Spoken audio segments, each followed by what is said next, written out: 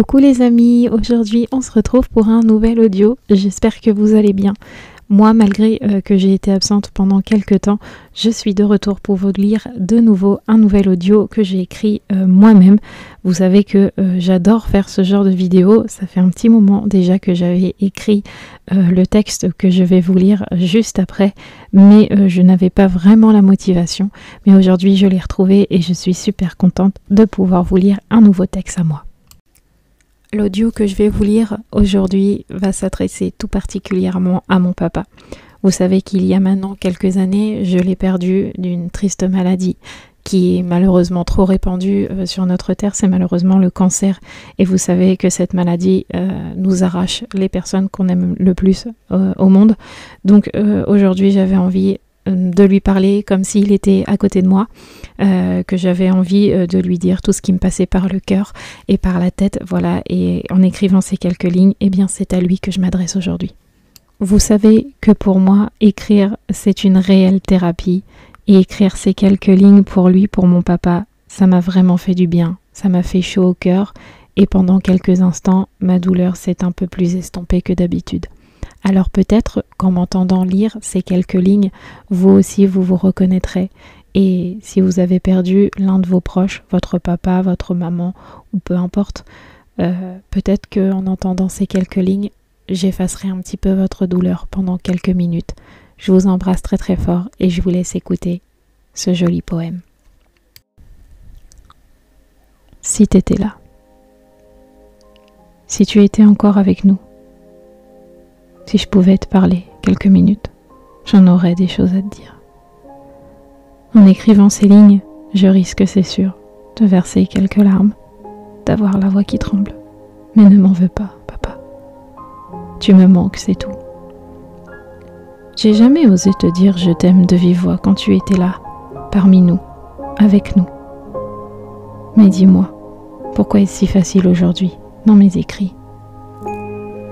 Tu me manques, papa, à moi, à Mathieu, à Sandy, à Séverine aussi, mais à tes petits-enfants. Et tu manquais aussi tellement à maman. Tu sais, toi qui as porté Sarah, si petite, elle te ressemble sur tant de points, le dessin, la science, la culture générale.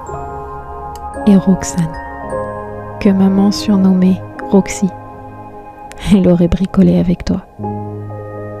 Comme moi, je pouvais le faire avec toi quand j'étais petite. Tu serais tellement fière d'elle, j'en suis sûre. J'ai la voix qui tremble, papa, mais tu sais, perdre un père, un papa, c'est perdre une partie de soi. Malheureusement, toi, tu n'en as pas eu. Tu n'as donc pas vécu cette douleur de perdre un proche, un parent, puisque tu es parti avant ta maman. Ce n'est pas facile, mais tu as été le meilleur exemple. Tu m'as montré, appris qu'il fallait toujours se battre. Alors, j'apprends à vivre avec ton absence. C'est difficile, mais j'y arrive. Je sais que tu as toujours voulu mon bonheur et que tu le veux encore. Je le ferai pour toi, pour t'honorer. Je sais, tout le monde dit c'est le meilleur des papas, mais vous vous trompez. Le mien était réellement le meilleur. Avec ses défauts, c'est vrai, mais je n'aurais pas pu demander mieux. Tu sais, papa, je peux ni te voir, ni te toucher, ni t'entendre, mais je sais que tu es là, que tu veilles sur moi et que tu le feras toujours. Surtout embrasse maman, dis-lui que je l'aime aussi.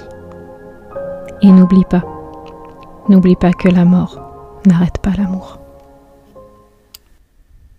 Et voilà, une nouvelle fois, je me serais confiée à vous. Cet audio, c'est vraiment me comprendre à livre ouvert. C'est vraiment mes sentiments. J'espère juste qu'en écoutant ces quelques lignes que j'ai pu écrire, que vous comprendrez un peu mieux que la perte d'un proche et surtout d'un parent, c'est compliqué à vivre. Merci de m'avoir écouté.